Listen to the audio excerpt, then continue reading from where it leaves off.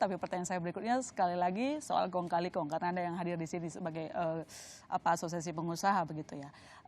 Sebenarnya apa yang mungkin perlu dikoreksi, mungkin saran dari pelaku usaha kepada Dijen Pajak sampai praktik kong kali kong itu masih ada, atau Anda punya data bagaimana pengusaha mungkin banyak yang tidak mengerti lapor pajaknya atau justru memang nakal? Ya, oke.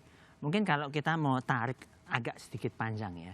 Jadi tonggak ini sebetulnya dimulai dari waktu tax amnesty.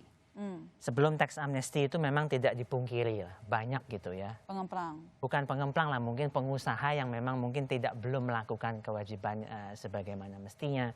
Entah karena satu dan hal, bisa juga mereka kurang memahami, kurang mengerti dan sebagainya. Tapi sejak tax amnesty itu menjadi titik balik. Ya, karena di situ mereka sudah terbuka. Dan juga ada instrumen-instrumen sekarang automatic exchange of information, keterbukaan data informasi itu menyadarkan pengusaha bahwa memang harus berubah gitu, sama-sama berubah. Tapi di satu sisi pengusaha juga melihat bahwa reformasi perpajakan itu sudah mulai kelihatan hasilnya. Walaupun reformasi ini masih terus harus bergulir. Contoh sederhananya apa? Proses yang tadinya sifatnya seperti manual, banyak manual. Menyiapkan SPT itu manual, lapor ke kantor pajak manual. Sekarang itu semua hampir bisa dilakukan online. Nah, itu adalah satu reformasi yang sudah mulai berhasil. Nah, kalau tadi pertanyaannya bagaimana itu kong kali kong itu, ya. Nah, tentu kita harus memperbaiki sistemnya. Memperbaiki di mana mungkin kalau misalnya terjadi, apakah ada proses yang misalnya tatap muka. Nah, tatap muka itu mungkin harus dikurangi. Tatap muka itu dikurangi, tapi juga artinya bisa melibatkan pihak lain, pihak ketiga independen untuk ikut dalam prosesnya. Jadi artinya kan kalau pengusaha itu berhadapan dengan otoritas itu, nah itu kan satu sisi dengan sisi yang lain.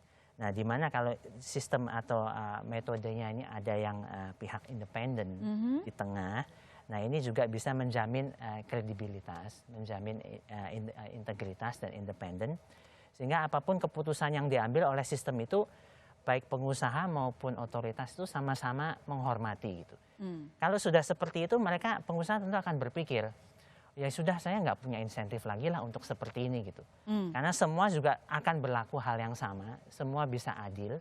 Ya lebih baik saya fokus kepada bisnis saya gitu. Oke, baik. Nanti saya lanjutkan lagi dengan Pak Sidi dan dua narasumber saya lainnya. Saudara jangan kemana-mana, Bisnis Talk masih akan segera kembali.